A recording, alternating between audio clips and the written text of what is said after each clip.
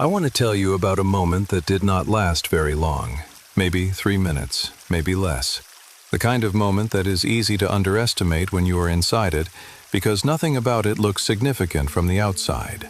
Just me, my wife, a quiet room, and the decision to do something I had been putting off for far too long. I decided to pray, out loud for the first time, with her present. And I decided to be the one who started it, not her, me. For most of my life, prayer was something that happened inside my head, if it happened at all. Private, contained, safe from observation. The idea of speaking it out loud, of letting another person hear me reach for God with my actual voice, in my actual words, with all the uncertainty and imperfection that comes with that, was more exposing than almost anything else I could imagine. More exposing than talking about my childhood. More exposing than describing my failures on this channel. More exposing than sitting in a therapist's office and having my patterns reflected back at me. Because in prayer, there is nowhere to hide. No managed version of yourself that works in that space. You are either there or you are not. And for a man who had spent decades being somewhere else while appearing to be present, that kind of complete exposure was genuinely frightening. The night I finally did it, the fear was still there. I moved toward it anyway. This is what happened. Welcome to a first-person journey. My name is Gideon Gray. After the night we opened the Bible together, something had shifted between us. Something had cracked open that had been sealed for a long time, and I could feel it. She had been the one to initiate the handful of times we had prayed together before that. She had been the one to suggest it, to create the opening, to extend the invitation and wait to see whether I would walk through it. And I had walked through it when she opened the door, reluctantly. But I had never opened the door myself. I thought about that after the Bible night, about what it meant that she had been carrying that too, that she had been doing the work of creating the spiritual space between us on top of everything else she was already carrying. That even in this, in the one area where I should have been leading, where every instinct and belief I had about what a man is supposed to do in a marriage pointed directly toward him taking the lead, I had been following her.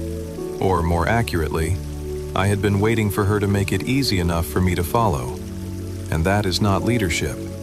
That is convenience dressed up as participation. So, one evening not long after the Bible night, I looked at her and I said something I had never said before in the way I said it that night. I did not ask if she wanted to pray. I did not wait for a signal. I just said, "I want to pray with you tonight. Will you sit with me?"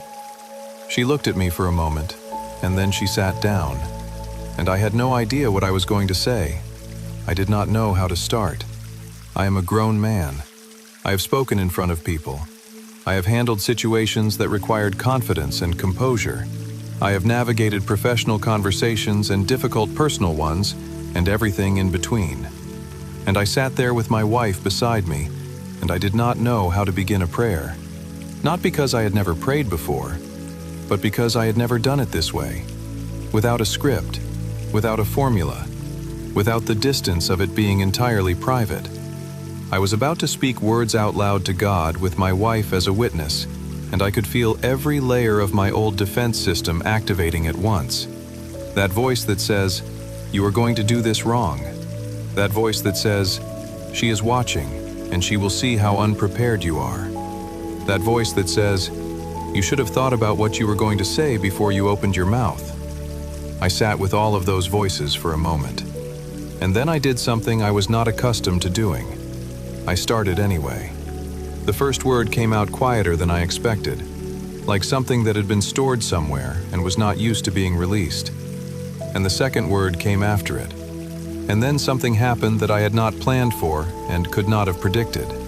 The words that came out were not the words I would have chosen if I had been preparing. I had imagined, in the brief time between deciding to pray and actually beginning, that I would say something general, something that covered the right ground without going too deep, something that sounded like a prayer without requiring me to be entirely exposed inside it. That is not what happened. What came out was an acknowledgement of how far I had strayed.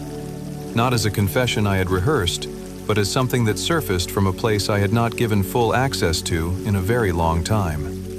The words found the truth before my mind could redirect them into something safer. I heard myself saying things I had not said directly to God since I was much younger. Admitting things I had been managing around rather than facing. Asking for something I had been too proud to ask for. Not just help, but the specific help of a man who understands that he has used up his own resources and has nothing left to bring to this situation except the willingness to finally show up with empty hands. The prayer was short, much shorter than I expected, because genuine honesty does not require a lot of words. It requires the right ones. And when the right ones come, they tend to arrive quickly and leave a silence behind them that is fuller than anything that preceded it. We said, "Amen." And then I heard it. My wife was crying. Not loudly, but the quiet kind of crying that happens when something reaches a place that has been waiting to be reached for a long time. The kind that is unmistakable when you are sitting close enough to someone to feel the shift in them. I did not immediately know what to do with that. My old instinct would have been to excuse myself, or to say something that moved us past the emotion into something more comfortable. To treat her tears as a problem rather than a response requiring nothing except my presence. I did not do that. I stayed where I was. I did not reach for words. I did not try to interpret what she was feeling or explain it back to her, or redirect toward what we should do next. I just stayed in the moment beside her and let her tears of joy be what they were. I think that stillness was as significant as the prayer itself, maybe more, because it was the same thing the prayer had been, a choice to be fully present, to be in something real without immediately constructing a response to it. We sat together in that quiet for a little while, neither of us speaking, and something was in the room with us that I did not have a fully adequate word for, something that was not me and was not her, something that had been waiting for us to be still enough to notice it. I want to talk about this carefully. I am not going to dress it up in language that makes it sound more extraordinary than it was. I am not going to turn it into a testimony that sounds like a presentation. What I will tell you is simply what I experienced. When the prayer ended and my wife cried and the quiet settled around us, there was a presence in that room that I had not felt in years. Not a voice, not a vision, just the specific, unmistakable quality of not being alone in the way I had been alone for a very long time. A sense that something had shifted in the atmosphere of that room, that something larger than the two of us had entered the space we had finally made room for it in. I had kept that space occupied for years, with noise, with achievement, with the constant motion of a man who could not afford to be still, because stillness meant the truth had room to arrive. That night, the truth arrived, and it was God's presence, not as something terrifying, as something I can only describe as gentle. The specific gentleness of being known completely and not condemned for it, of bringing empty hands to a place that does not require you to bring anything else. I think I had been afraid, underneath all the running, that if I ever got still enough to actually encounter God honestly, what I would find would be judgment, condemnation, a reflection of everything I had done and everything I had failed to be. But that is not what was in the room that night. What was in the room was something that felt, against all my expectation, like grace. I need to tell you about what has happened since that night, because this episode is not just about one prayer. It is about what that prayer started. We have prayed together more since then. Not every day, although my wife prays every day. But we are still finding our rhythm, and I am still learning what it means to lead this consistently rather than occasionally, but more than before.